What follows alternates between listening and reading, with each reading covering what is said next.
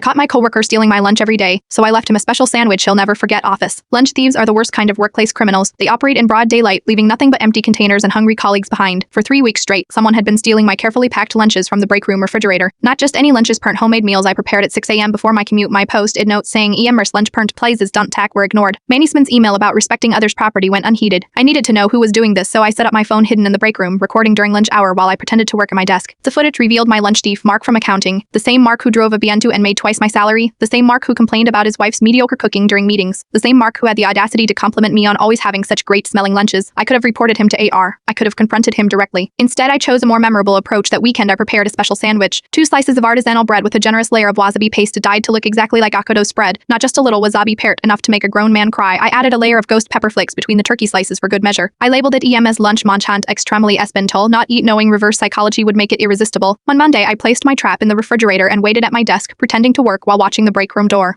At 11:30 a.m., print a full hour before normal lunchtime per day, Mark casually strolled into the break room. 3 minutes later, I heard what could only be described as the sound of someone whose mouth was simultaneously on fire and experiencing an existential crisis. Mark burst out of the break room, face crimson and sweating profusely. He ran straight to the water cooler, drained 4 cups in succession, then disappeared into the men's room. When he emerged 15 minutes later, his eyes were bloodshot, his tie was loosened, and he had the haunted look of someone who had seen culinary hell. I approached him at the water cooler, sipping my own water calmly. "Everything okay, Mark? You look like you were having a rough day." "Fine," he gasped. "Just not feeling well." "That's too bad," I said. "Hope it wasn't something you ate." His eyes widened slightly, but he said nothing. "By the way," I continued, "I noticed my lunch is missing again. You haven't seen anyone taking food from the refrigerator, have you?" The color drained from his already distressed face. "No," he whispered, "but I'll keep an eye out." "Thanks," I smiled. I'd hate to have to show our manager the video footage I have of the lunch thief that afternoon. An anonymous $100 gift card to my favorite lunch spot appeared on my desk with a post. It note, "My lunches have remained untouched ever since, and Mark, he brings his own lunch now. Parenton flinches whenever I eat anything green. Sometimes in the break room I'll make direct eye contact with him while slowly biting into a sandwich, just to watch him sweat."